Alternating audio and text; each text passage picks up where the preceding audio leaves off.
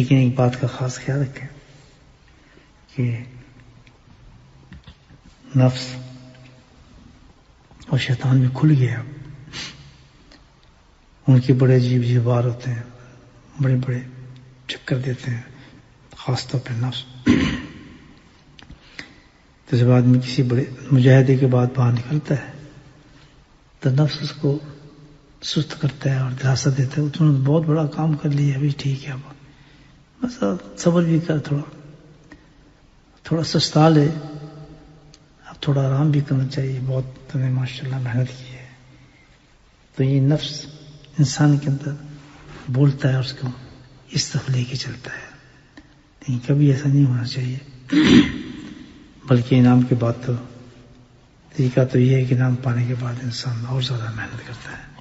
سب سے پہلے وہ سستی جو ڈالے گا آپ کو، مجھے وہ سب سے بڑی عبادت، جو سب سے بڑی عبادت ہے، جس کے بارے میں اللہ کے نبی صلی اللہ علیہ وسلم نے ارشاد فرمایا کہ روز قیامت میں سب سے پہلے نماز کے بارے میں سوال ہوگا.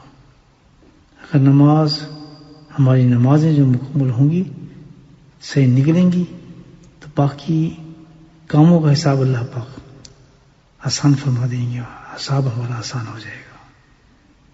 چور ہوگا، پھر بدترین چور جو ہوگا اس کو سب سے زیادہ سزا دی جاتی ہے.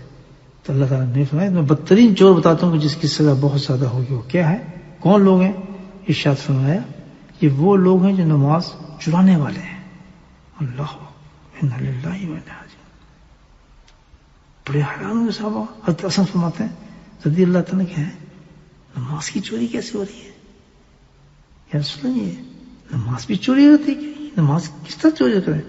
تو آپ نے فرمایا کہ نماز کے چور وہ ہیں جو رکوع کو، سجود کو ٹھیک ادا نہیں کرتے.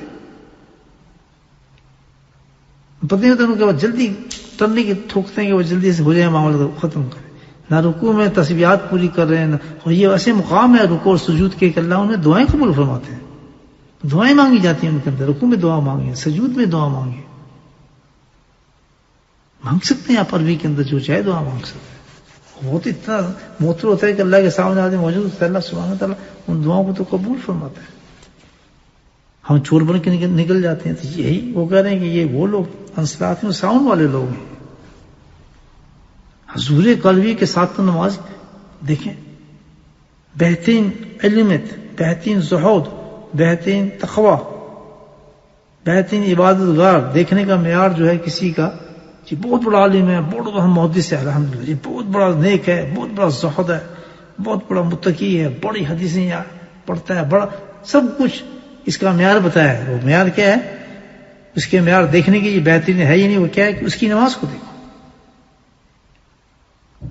جن کو نمازوں کا خیال ہی نہ ہو، جماعت کا خیال نہ ہو، فجر کا نہ پتہ ہو، تو ان کا تقویٰ کہاں گیا، زہد کہاں گیا، علم کہاں گیا، وہ شیخ الحدیثیت کہاں چلی گئی ان کی؟ یہ کس کو دھوکہ دے رہے ہیں؟ اللہ پاک نے تو معیار ہی کی دی ہے، اپنی نماز کا سجدے کا معیار دیا ہے. بہترین محدث، بہترین عالم، بہترین زاہد، بہترین متقی، بہترین شیخ، بہترین ذکر کرنے والا وہ شخص ہے جس کی نماز بہترین ہو. جو نماز چھوڑ وہ کہاں سے ہو گیا شیخ الحدیث اور شیخ الفلاں تو فلاں حضرت صاحب، تو کہاں سے ہو گیا؟